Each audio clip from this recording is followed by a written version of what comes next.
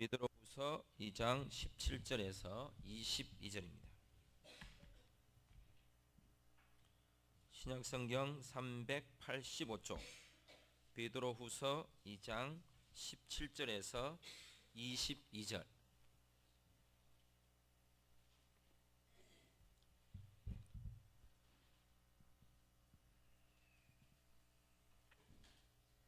말씀을 같이 읽겠습니다. 이 사람들은 물 없는 샘이요 광풍에 밀려가는 안개니 그들을 위하여 캄캄한 어둠이 예비되어 있나니 그들이 허탄한 자랑의 말을 토하며 그릇되게 행하는 사람들에게서 겨우 피한 자들을 음란으로서 육체의 정욕 중에서 유혹하는도다. 그들에게 자유를 준다 하여도 자신들은 멸망의 종들이니 누구든지 진 자는 이긴 자의 종이 됩니다. 만일 그들이 우리 주 대신 구주 예수 그리스도를 알므로 세상의 더러움을 피한 후에 다시 그 중에 얽매이고 지면 그 나중 형편이 처음보다 더 심하리니 의의 도를 안 후에 받은 거룩한 명령을 저버리는 것보다 알지 못하는 것이 도리어 그들에게 나으니라. 참된 속담에 이르기를 개가 그 토하였던 것을 돌아가고 돼지가 씻었다가 더러운 구덩이에 도로 누웠다 하는 말이 그들에게 응하였도다. 아멘.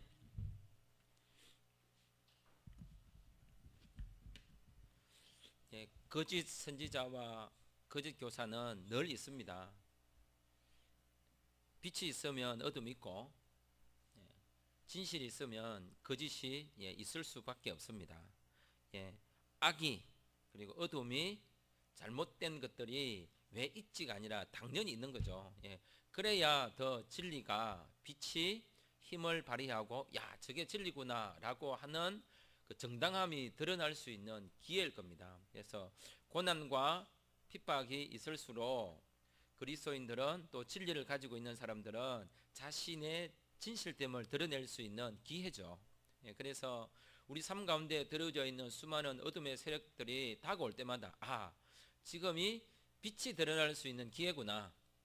내가 알고 있는 그 믿음이라고 하는 그 진실된 것이 참된 것을 표현할 수 있는 기회가 왔구나 라고 생각할 수 있을 것 같습니다. 왜냐하면 그들이 하는 모든 말들은 17절에서 이렇게 이야기하고 있습니다. 물 없는 샘이라고 이야기했습니다. 샘에는 물이 있어야 되죠. 쉽게 말하면 이런 거죠. 말 많은 그 잔치집에 먹을 거 없다. 빈수레가 요란하다. 그거와 똑같습니다. 뭐 대단한 것처럼 우리 모임에 오면 또 여기 오면 우리하고 같이 하면 모든 것이 이루어질 것처럼 다 이야기했지만 실제로 그들이 진실이 아니고 그들이 진리가 아니고 그들이 참된 빛이 아니기 때문에 결국은 시간이 흐르게 되면 자신들의 바닥이 다 드러나게 된다는 거죠. 그래서 역사는 끝까지 가봐야 된다라고 하는 말이 있는 것처럼 결국은 끝을 봐야 이 자가 이 사람이 했던 행위가 지금 이 사람들이 하고 있는 일이 참인지 거짓인지를 알 수 있는 거죠. 또한 그래서 그런 사람들에게는 딱 한 가지만 준비되어 있습니다. 그게 바로 캄캄한 어둠인 거죠. 그들의 결국은 자신들이 어둠이 있기 때문에 자신들의 어둠을 감추고 싶었지만 결국 나중에 자신이 어둠이었다는 사실을 스스로 말하게 되도록 하는 그 캄캄한 가운데 들어가게 된다는 사실입니다. 굳이 이들이 캄캄한 데 가는 게 아니라 잘못해서 캄캄한 데 가는 게 아니라 이 사람들이 원래 캄캄함이었습니다. 참된 빛이었고 자기들이 잘 살았는데 어찌 하다 보니까 잘못해가지고 이제 우리가 잘못한 게 다 드러나니까 이제 우리가 캄캄한 데 있는구나가 아니고요. 원래 어둠이었는데 빛으로 가장하였다가 그들이 가지고 있는 모든 것이 뽀록 난 거죠. 그래서 다시 어둠인 게 드러났다라고 하는 거예요. 그래서 모든 사람들은 선에서 악으로 가는 게 아니고요. 원래 악이었는데 자신들의 값을 자기들이 받는 겁니다. 그래야 이게 어둠인 것이 진실이 되는 거죠. 그리고 이 사람들에 대해 다시 이렇게 이야기하면 18절에서는 이 사람들을 뭐에 비유하고 있냐면 17절에 이들은 물 없는 샘이요 또 하나는 안개라고 이야기합니다. 바람이 쑥 불면 그들의 결국이 다 드러나는 것처럼, 또 안개가 사람들을 막 흐리게 하고 어둡게 하고 잘 안 보이게 하지만 결국은 그들의 실제적 모습이 다 드러나는 것처럼 다 드러나게 된다는 거예요. 근데 오늘 제가 주위에서 보고 싶은 것은 바로 18절과 19절입니다. 이런 말을 하고 있습니다. 그릇되게 행하는 사람들에게서 겨우 피하였습니다. 이게 뭐죠? 구원을 받은 거죠. 어두움에 살다가 이제 이제 살았다라고 살아 있단 말이에요. 그리고 이제 한숨 돌리고 있습니다. 이제 이게 구원이구나 맛보고 있습니다. 너무 힘들게 살았는데 이제 좀 쉬고 있는 거예요. 이런 사람들에게 다시 짐을 지우고 이런 사람들에게 다시 무엇을 윽박지른다는 거죠. 다르게 이야기하면 이런 거예요. 구원받은 사람에게 어쩌면 우리가 이제 예수님 믿은 사람들에게 어쩌면 우리가 예수님을 알고 싶어하는 초신자에게 어쩌면 우리가 복음과 전혀 상관이 없던 삶을 살았던 사람이 이게 뭐지라고 한번 와본 이 사람들에게 어쩌면 우리가 뭐 하고 있느냐면 이제 겨우 교회 왔는데 형식을 요구하는 거죠. 다 오자마자 어려운 게 성령 또 해야 되고 고백, 묵상. 왜 교회가 하는 일을 갖추지 않고 따라하지 않느냐고 짐을 지우는 것입니다. 예수님을 믿는 일과 관련해서 우리가 갖춰야 될 일이 왜 이렇게 점점 많아지는지 모르겠습니다. 예수 그리스도를 믿는다는 일은 겨우 피하였으면 피한 그 상태로 그냥 누리고 살도록 해줘야 되는데 그 피하여 온 사람에게 왜 이제 왔냐고 묻기도 하고요. 이제 왔으니 이런 것을 해야 됩니다라고 여러 가지 예식, 격식, 모양들을 알려주는 거예요. 예수를 믿는 것이란 이런 것도 해야 되고요, 이것도 해야 되고요, 저것도 해야 될 뿐만 아니라 이렇게도 해야 됩니다라고 알려주는 거죠. 신앙생활이란 이러한 겁니다라고 신앙생활을 통하여 얻어지는 그 기쁨, 자유, 행복, 구원의 진리에 대한 감격, 이게 아니라 예수를 믿고 나면 교회 생활은 어떻게 해야 합니다라고 그 질서, 그 도덕, 그 윤리, 그 규범, 그 법도, 이런 것들이 새신자를 가르치는 교육의 내용이 되고 있다는 사실이에요. 꼭 그것이 필요한가? 필요할 수 있겠죠. 그런데 과연 왜 그 사람들에게 그걸 가르쳐야 되는지에 대한 고민을 하지 않는 것 같습니다. 그런 사람들에게 그걸 가르치는 이유가 이미 믿고 있는 우리가 이렇게 하고 있으니까 우리하고 같이 어울리려면 이런 걸 해야 됩니다. 우리 눈살에 찌푸리지 않도록 우리 하는 거 잘 보고 이대로 따라와 주세요. 그리고 그래야 우리가 하고 있는 일을 어지럽히거나 뒤숭숭하게 하거나 눈살을 찌푸리게 하지 않습니다. 라는 것을 말해주기 위해서 혹 하고 있는 것은 아닌가라고 조심스럽게 되짚어 봐야 될 필요성이 있는 것 같습니다. 신앙교육을 한다는 것, 겨우 피하여 들어온 그 사람들에게 우리는 과연 뭘 가르치고 있는가? 겨우 피하여 예수님을 믿고자 하여 왔던 그 사람들에게 과연 우리는 무슨 말을 해주고 있는가? 겨우 피하여 온 그 사람들의 영혼에 대하여 우리는 어떤 관심을 가지고 있는가? 겨우 피하여 온 그 사람들의 그 진실된 그 마음을 우리가 듣고 함께 하고자 하는 그 마음이 있는가? 이제 숨 좀 돌리고 싶은데 또 일 시키고, 이제 숨 좀 돌리고 싶은데 또 뭐 하자 하고, 이제 숨 좀 돌리고 싶은데 총동은 전투주로 했는데 그 다음 제자훈련하고, 제자훈련 끝났는데 뭐 또 하고, 온갖 곳에 뭐죠? 뺑글뺑글 돌리는 거예요. 사람을 쉬지 못하게 만들어요. 왜 쉬지 못하게 하는지 아세요? 쉬면 죄 짓는다고. 그래서 자꾸 돌려야 죄 안 짓는다고. 그렇게 생각하는 분들이 있습니다. 교인들은 놔두면 딴 생각하고 딴짓하고 돌아다니고 돈만 쓰고, 예? 그렇기 때문에 교인들은 뺑글뺑글 돌려야 된다.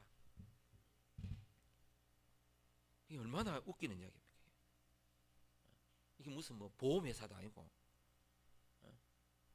할당량 채워와야 되는 것도 아니고, 예, 할당량 채우기처럼, 예, 붙여가지고 그냥 뭐 달성 몇 개 이라고, 예, 뭐 목표 달성 몇 구역 이라고, 뭐 무슨 가족 뭐 얼마 필요한 줄 압니다. 하지만 그걸 보면서 즐거움을 느끼는 게 아니라요, 다들 왜 그렇게 얼굴이 안 기쁘죠? 와, 저거 꼭 해, 이번 주 저것도 달성해야 되는구나. 예, 새벽별 보기 운동처럼. 예? 그 북한이 했습니다. 그거. 예? 그죠? 삽 1000번 뜨고 허리 한 번 펴기, 뭐 이런 것처럼. 이거는 아닌 것 같다는 거죠. 하지 말자는 게 아니라 이걸 왜 하는지, 이게 우리에게 짐이 되고 있는지, 과연 겨우 피하여 들어온 사람들이 이렇게 행동하는 기존 성도들의 삶을 보면서, 야, 저들은 저걸 하면서 저렇게 기뻐하는구나, 자유가 있구나, 이게 아니라 그 사람들 뭐든지 이해가 안 된다. 그건 아니라는 거죠. 어떤 형태든지 우리 삶 가운데 겨우 피하여 들어온 많은 사람들에게 너무 많은 형식들이 들어있다는 거예요. 필요에 따라서는 형식도 갖추고 그릇도 갖추고 옷도 입고 뭔가 만들어 가야 될 필요성이 있지만, 그것이 오히려 그런 사람들에게 짐이 되거나 신앙의 자유를 누리는 데 있어서 도움이 되기보다는 걸림돌이 된다면, 예, 약간 좀 늦추어 주기도 하고 기다려 주기도 하고, 이런 맛이 있는 게 아니라 마땅히 해야 되는 것입니다라고, 예, 강요한다는 거죠. 동시에 또 우리에게 뭐가 있냐면, 너무 어려운 용어를 쓰는 거예요. 제가 아까 이런 얘기 했죠. 예배의 속령. 주부를 딱 보면 뭐 어쨌든, 예, 고치면 되지만 초신자들은 속령이 뭔지 모릅니다. 예? 거기에 대한 아무런 설명도 없습니다. 그냥 앉아 있다가 일어서면 바로 일어나고, 앉아 있는 본인이 무안해 하고요. 예? 사도신경 고백을 하는데 이걸 왜 해야 되는지 그것도 모르고 그냥 다 외우거든요. 나는 멍하게 있는 거예요. 소외당하는 거죠. 그럴 뿐만 아니라 무슨 이야기를 하냐면, 성경의 용어를 익혀야 된다, 신학적 용어를 배워야 된다, 신앙이 자라려면 배워야 더 알 수 있다, 그리고 많은 것을 외워야 된다, 십계명을 외워라, 주기도문을 외워라, 사도신경을 외워라, 이 정도쯤은 해야 예수쟁이 아니냐, 예수를 믿는 것이란 이런 것 정도는 외우고 있어야 된다. 좀 반대로 생각해 보자는 거죠. 못 외우면 안 되나요? 그거 못 외우고 있으면 예수 안 믿는 거고 못 믿는 건가요? 좀 근본적인 문제에 대하여 우리 자신들이 좀 솔직해질 필요성이 있는 것 같아요. 이 고백을 왜 하는지, 이 고백이 진실된 고백으로 드러나고 있는지, 그 외움이 내 신앙을 말해주는 것인지, 진정된 고백이 자신의 신앙을 말하는 것인지. 예수를 믿는 일에 있어서 너무 어려운 용어가 너무 많습니다. 훈련이라고 하는 단계를 밟아서 배우지 않으면 성숙된 신앙이 아닌 것처럼 이야기하고, 누구는 훈련을 안 받고 싶어서 안 받습니까? 훈련 받으러 갔더니 나를 소외시키는 거예요. 학교라도 제대로 나온 사람이 배울 수 있는 제자훈련이고, 좀 어려운 용어라도 알아야 제자훈련 받을 수 있고요, 책이라도 한 권씩 읽고 요약도 해오고 발표도 해야 제자훈련 받을 수 있고, 그렇지, 그것도 못하면 늘 쪽팔리고, 그게 무슨 제자훈련인 거예요. 주님의 제자가 되는데 어떤 학교를 나와야 되고 어떤 자격을 갖춰야 했어야 되고, 기본적으로 이런 용어들은 쓸 줄 알아야 되고, 그게 제자훈련이라면 그거는 제자훈련이 아닙니다. 제자훈련을 시키는 그 사람의 제자를 만드는 거겠죠. 주님의 제자는 아닌 것 같아요. 그래서 제자훈련을 다 받고 나면 뭐합니까? 간증문을 쓸 때에 나를 지도해 주신 예, 가르쳐 주신 예, 리더 예, 그 은혜가 고맙고 리더에게 순종하겠으며, 이거는 성경에도 없는 말들입니다. 왜 그런 걸 배워야 되고 그런 걸 가르쳐야 되죠? 제자 훈련을 받는데 왜 그렇게 단계가 많고 어렵냐는 거예요. 몰라도 배울 수 있고, 글을 몰라도 익힐 수 있고, 뭐 자격이 좀 부족해도 하고 싶은 열망이, 그로 하여금 제자 훈련에 참여할 수 있는 기회의 문이 열려서 누구라도 소통하며 함께 어우러질 수 있는 것이어야만 겨우 피한 사람들이 누릴 수 있는 기쁨이 될 수 있을 것입니다. 예수를 믿고 자라가는 그 신앙에 있어서 뭔가 자꾸 이게 단계를 만들어 간다는 것은 우리로 하여금 기쁨과 자유를 주는 것이기보다는 이게 자꾸 이게 뭐냐면 차별성을 만들어낼 가능성이 많습니다. 1단계 마친 사람과 2단계 마친 사람과 3단계 마친 사람과 4단계 마친 사람들을 구분하는 거죠. 고급 훈련을 받은 사람과 그렇지 못한 사람. 고급 훈련을 받은 사람들은 늘 목사님 주위에 있으면서 밥을 먹을 수 있는 자격이 있고, 제자 훈련을 받지 못한 사람은 목사님하고 밥 먹을 자격도 없고, 가까이 가기가 힘들어서 이 말이 안 되는 거죠. 예수 그리스도를 믿는 일이 겨우 피한 사람이든지 예수님을 믿고 있는 사람들에게 너무 어려운 것들이 너무 많다는 것입니다.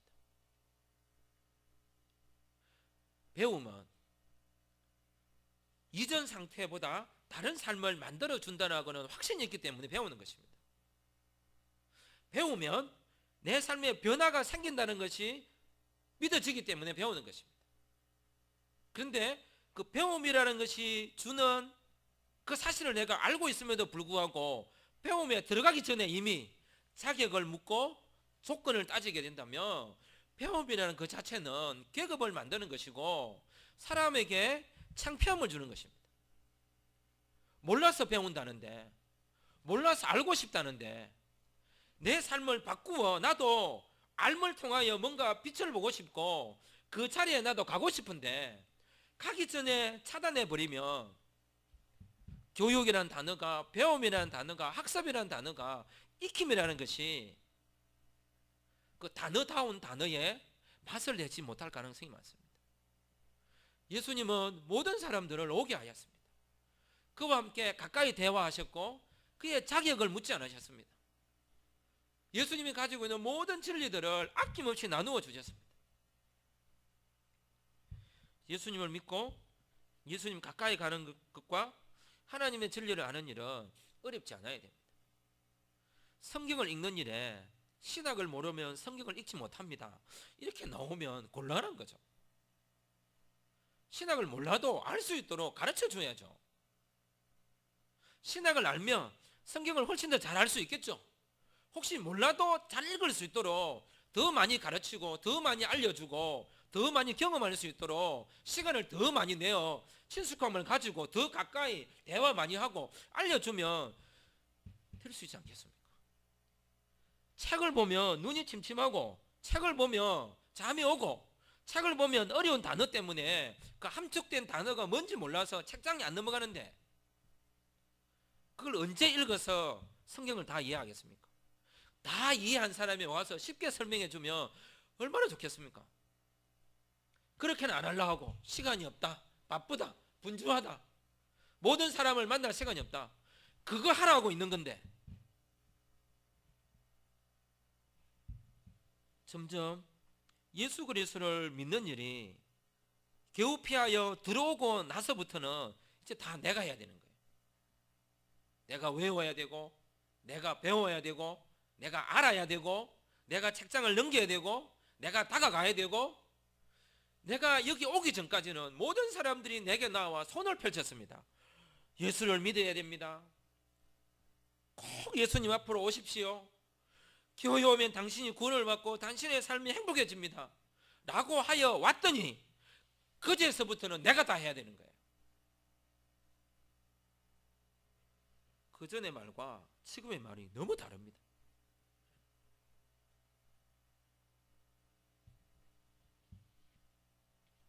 예수 그리스도를 믿는 이 일이 우리로 하여금 뭔가 해야 될 일을 많이 만들어내는 것은 어쩌면 거짓 선지자들과 거짓 선생들이 많이 써먹던 행태들입니다.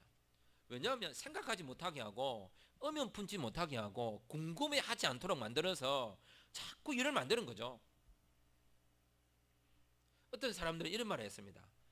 당연하다고 여겨진 그것을 당연하다고 여기지 않는 그것이 지식이라고 했습니다. 세상에 당연한 것은 없습니다. 당연하다라고 한 것은 그 당연한 것으로부터 유익함과 혜택과 이익을 많이 보는 사람들이 당연하다라고 만들어 놨을 거예요. 자기가 손해보는 것을 이게 당연한가요라고 말할 사람이 누가 있겠습니까? 그것으로부터 이익을 보니까 이게 당연하다고 이야기하겠죠. 아이들이 집에서 꽁꽁 뜁니다. 어른들이 볼 때는 뛰지 마, 이게 당연하겠죠. 근데 아이는 뛰는 게 당연한 겁니다. 뛰지 마라 하는, 안 뛰었을 때에 어른들은 윗집 아랫집으로부터 창피를 안 당하겠죠. 예를 들자면 그렇다. 당연하다고 하는 그것은 대부분 만들어진 게 너무 많습니다. 구성된 것이고요, 조합된 것이고요, 이리저리 맞추어서 내 손해를 보지 않는 범위 내에서 만들어 놓은 것들입니다. 그것에 대하여 왜 그렇게 해야 돼요? 라고 물어보면 당연한 거야. 왜 그렇게 해야 돼요? 지금까지 그렇게 해왔어. 왜 그렇게 해야 돼요? 아무도 질문하지 않는데 내만 질문한다.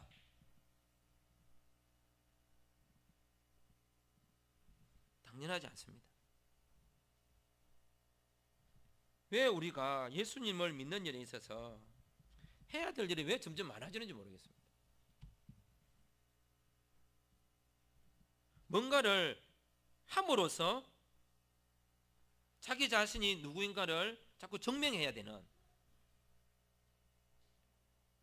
서로의 생각을 나누고 마음을 나누어서 그리스도의 진리에 다가가고자 하는 그것은 없고, 행동을 통하여 자꾸 행동하게 만들어가지고 생각하지 못하게 만드는, 분주하면 분주할수록 생각은 안 할 겁니다.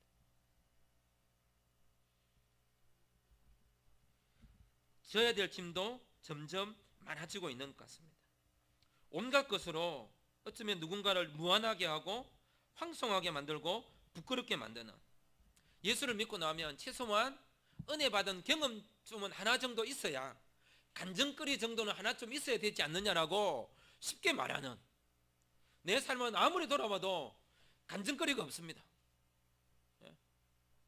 저는 단 한 번도 방언을 해본 적이 없습니다. 그래서 방언 이야기만 나오면 저는 할 말이 없습니다. 그래도 할 수 있는 방언이 있습니다. 할렐루야 방언을 합니다. 할렐루야 이 정도는 합니다. 그럼 안 되는 걸 어떻게 해요? 제 사모함이 적어서 그런지도 모르겠습니다. 굳이 안 해도, 하는 사람을 비방하는 것도 아니듯이요, 안 하는 사람도 비방하지 말라는 거예요. 왜 간증거리 하나쯤 없으면, 기도 응답 받은 거 하나쯤 없으면 사람들 앞에 예수를 어떻게 믿고 있는지, 내가 말씀을 읽고 그 다음에 예배에 참석한 그런 것들을 이야기를 못하도록 만드는, 사소한 믿음의 행동들은 말하기가 너무 부끄러운, 좀 큰 걸 내놔야만 믿음의 증거가 되고 간증이 되는 것처럼 그것을 자꾸 만들어가는 그런 형태들, 극적인 자극을 안 주면 하나님이 살아계시거나 우리의 일상 가운데 다가와서 하나님의 동행하심을 경험하게 할 수 있다는 사실을 자꾸 잊게 만드는, 항상 극적으로 가야만 되는, 일상 가운데서 예수 믿는 것 때문에 고민하고, 일상 가운데서 예수님을 믿기 때문에 손해를 볼 수밖에 없는가, 그런 고민을 하는 것은 간증거리가 되지 않는,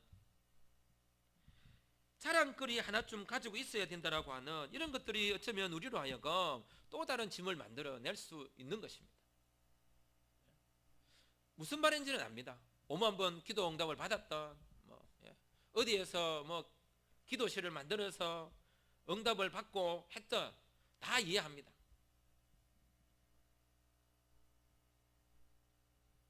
근데 하나님의 어루만지심이 걱정이 것만 있는 게 아니라는 거죠. 일상 가운데 만져지는 그 삶의 기쁨이 있을 때에 겨우 피한 자들도 예수님을 믿어가는 일에 너무 편하게 믿을 수 있는 것입니다. 예수님은 우리가 가지고 있는 짐을 벗겨주시기 위하여 오셨는데 우리 스스로가 짐을 지려고 하거나 지지 않는 사람이 있으면 그 짐을 져야 된다고 이런 말을 하는 거죠. 쉽게 말하면 이런 거예요. 예수님을 그렇게 믿어도 되냐? 하나님이 너를 위해서 구원해 주었는데 예수님이 너를 위해서 십자가를 졌는데 하늘 보좌를 버리고 너 구원하기 위해서 그런 창피와 고통을 당했는데 당신은 그것도 안 하냐고. 무슨 말인지는 알지만요, 받아들이기 너무 어렵습니다. 나를 쉽게 하시기 위해서 그분이 손수 어렵게 되셨습니다. 그분이 어렵게 되셨다고 해서 내가 어렵게 되어야 될 필요성이 있다면 굳이 그분이 어렵게 되실 이유가 없습니다. 우리가 어렵게 되도록 하지 않기 위해서 그분은 우리를 쉽게 하시기 위하여 그분 스스로가 어렵게 되셨습니다. 부모님들이 왜 고통을 당하시고 창피를 당하면서까지 직장 생활을 하고 하십니까? 자녀들을 쉽게 하기 위해서, 자녀들의 삶의 짐을 가볍게 하기 위하여. 나는 이렇게 살았지만 너희들은 그렇게 살지 않기 위해서 하시는 거 아니에요? 나의 영적 자녀라면, 내가 전도한 사람들이라면, 내 믿음의 식구 가운데 어린 자녀라면 좀 쉽게 믿음을 믿을 수 있도록 길을 닦아주고, 내가 먼저 길을 열어주고.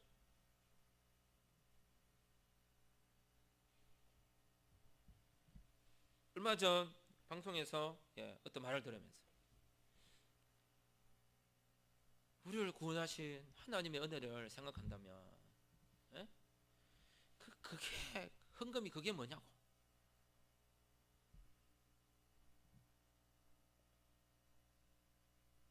이 말씀을 들을 때, 이 말을 들을 때에 제가 이런 생각을 했습니다. 비난하거나 욕하자는 게 아니라 드러난 현상이니까. 큰 교회가, 우리도 큰 교회입니다. 큰 교회가, 우리 자립하니까 큰 교회죠. 큰 교회가 말을 함부로 하거나 행동을 함부로 하면 사회로부터 욕을 듣습니다. 뭘 하면 다 욕하잖아요. 세습을 한다, 무슨 어떤 행동을 한다, 잘못된 하면 다 보면 작은 교회가 별로 그런 일은 별로 없습니다. 그런데요, 욕을 들으면 그 교회가 욕을 들어서 피해를 보는 게 아니고요, 큰 어떤 누군가가 주류라고 여겨지는 덩치가 큰 사람들이 행하였던 그 영향력은 작은 무리들에게 가더란 말이에요.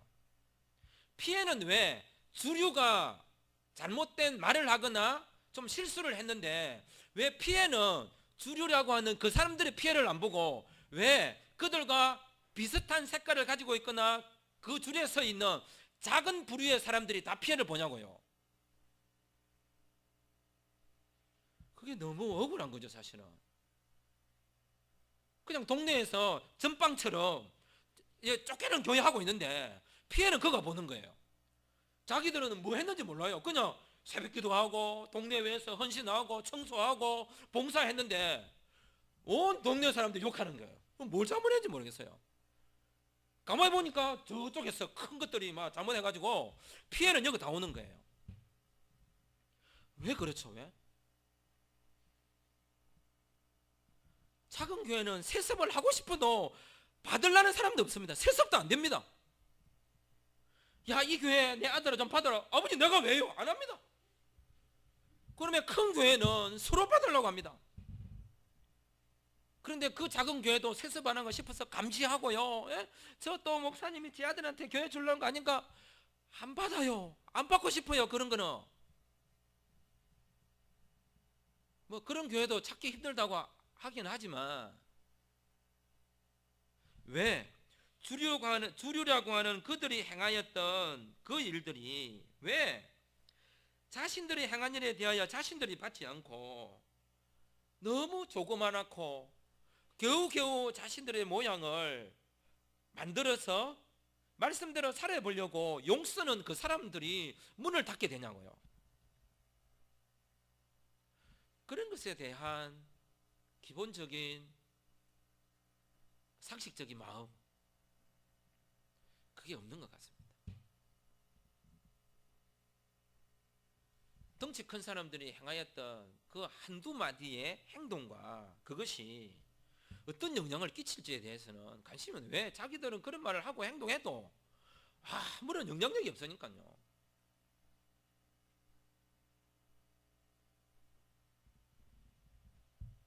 오늘 성경은 우리에게 이렇게 이야기하고 있습니다. 17절에 17과 18절에 이렇게 이야기했어요. 겨우 피한 그들이 허탄한 자랑의 말을 토하며 그릇되게 행하는 사람들에게서 겨우 피한 사람들에게 이제는 또 뭐냐면 달콤한 것으로, 야 이제 도둑놈, 강도, 사악한 놈, 살인자 피해가지고 겨우 왔는데 이제는 어쩌냐면 달콤한 것을 줘가지고요 탁 던져주는 거예요. 진짜 이거는요, 때리는 놈보다요 이 사람이 더 나빠요. 더 기분 나쁘고. 예? 그 당시는 달콤함에 유혹 당했지만 알고 보면요, 이게 나를 진짜 나쁜 놈인 줄 알았으면 피할 텐데, 나쁜 놈인 줄 모르고 내 친구고 내 동료고 같은 편인 줄 알았더니 나를 망하게 하는 사람이에요.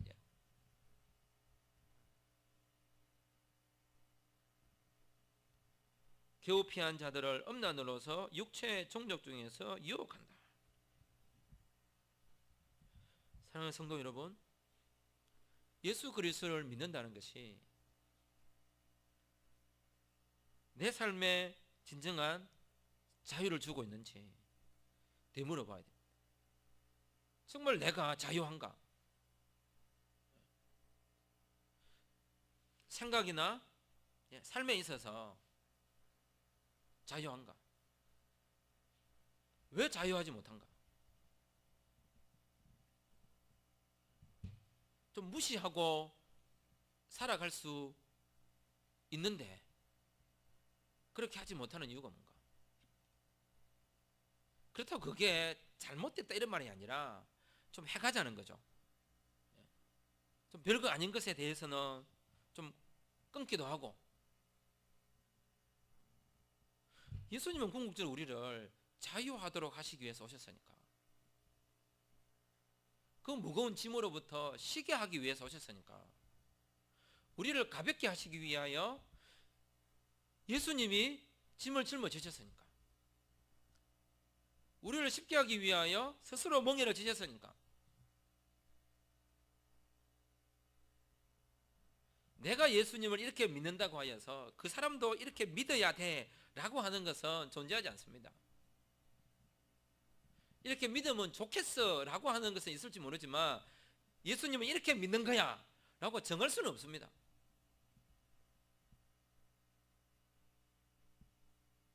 혹시 어쩌면 우리 자신들이 그 생명 자체의 소중함, 예수 믿음 자체에 대한 귀함, 거기에서 벗어나서 또 다른 어떤 것을 자꾸 얹으려고 하는, 만들어 가려고 하는 것을 다시 한번 점검해 볼 필요성이 있는 것 같습니다. 하지 마라 이런 게 아니라 본질적인 것을 제껴놓고 우리 스스로가 뭔가를 자꾸 만들어가고 있지 않는지. 거짓 선지자와 거짓 교사들이 그릇되게 향하는 사람들에게서 겨우 피한 자들을 이렇게 유혹한 것처럼, 좋다라고 생각했던 그것이 나에게는 좋은 건지 모르지만 그 사람에게는 좋은 것이 아닐 수 있기 때문에 신중해야 되고, 조심해. 저도 마찬가지입니다. 내가 생각하는 이것이, 이렇게 깨달았던 이 말씀이 나는 이렇게 생각하지 모르지만 또 어떤 사람에게는 아닐 수도 있습니다. 그래서 더 조심해야 되는 것입니다. 그럼에도 불구하고 자유라는 말 앞에서, 구원이라는 말 앞에서 다른 어떤 것도 더 소중하게 거론될 수 없기에 겨우 피한 그 사람들에 대한 우리의 태도가 어떠한지 생각해 볼 수 있으면 좋겠습니다. 기도하겠습니다.